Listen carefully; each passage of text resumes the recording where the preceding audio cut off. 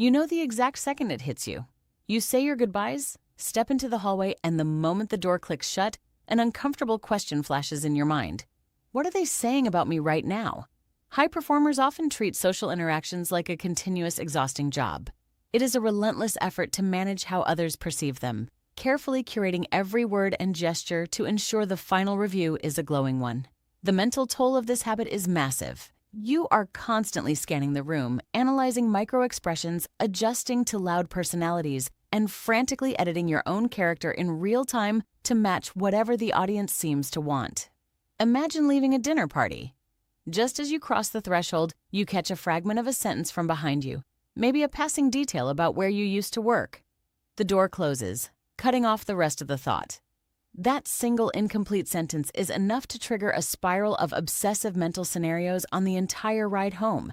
The reality is, the second that door closes, your influence drops to zero. Relying on external validation means your sense of self exists entirely in a room you've already left, held by people who have likely moved on to other topics. Many successful professionals spend years stuck in this loop. They pour their energy into worrying about unspoken opinions, driven by a quiet, deep-seated desire to simply be liked by everyone in the room. It is easy to disguise this habit as a strength. We tell ourselves that constantly bending our behavior to accommodate others is a sign of high emotional intelligence or advanced social awareness. But look closer, and the truth is far less noble. This hyperadaptability is actually an attempt to hijack the narrative. You are trying to author a story that someone else is currently writing in their own head. Elite executive coaches will point out a difficult reality. You cannot satisfy everyone. Bending your personality to fit every mold doesn't build connection. It slowly dismantles your own internal peace. That burning anxiety you feel in the hallway isn't a social failing. It is the inevitable result of playing a game of control that is rigged against you from the start. So, why do we let conversations that might not even be happening dictate how we feel about ourselves? Look at this representation of a central node deflecting incoming shapes. When someone forms a judgment about you, those opinions are like these bouncing arrows. They reflect the other person's own biases, experiences, and limitations. They are not an objective truth about your core identity.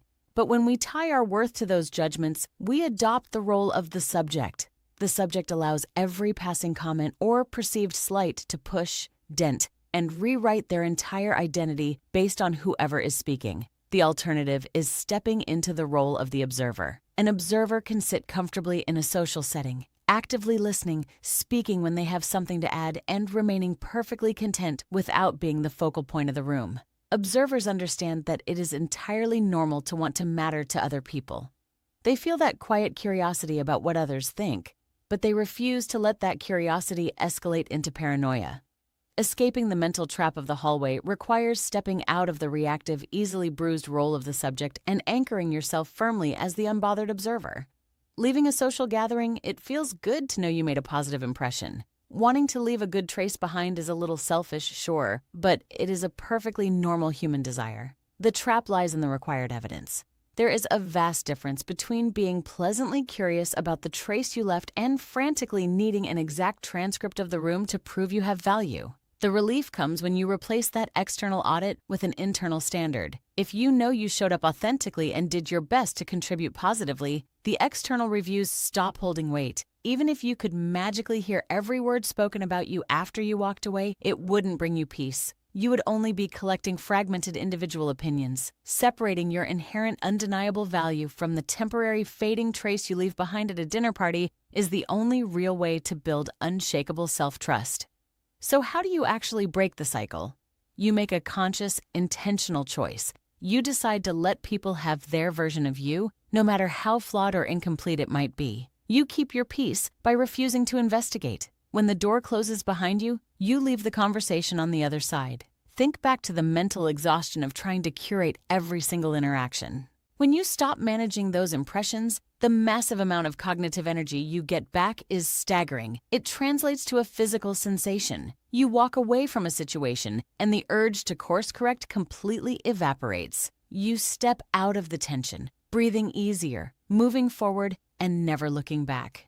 True mental freedom arrives at the exact second that being seen by others stops meaning you have to control the narrative. Abandoning a lifetime of impression management is a structural challenge. Willpower alone rarely overrides these deep-seated social reflexes. This graphic shows the exact action framework high performers use to rebuild their mindset. It's the kind of structured approach you can access through Noomii.com, the leading directory for matching professionals with elite executive and life coaches who specialize in this transition. A Noomii.com coach provides the specific tools and outside accountability you need to stop chasing external validation and maintain a steady, self-contained peace. You don't have to carry the weight of everyone else's opinions. Head to Noomii.com today to find your ideal coach. Let the room talk while you go reclaim your life.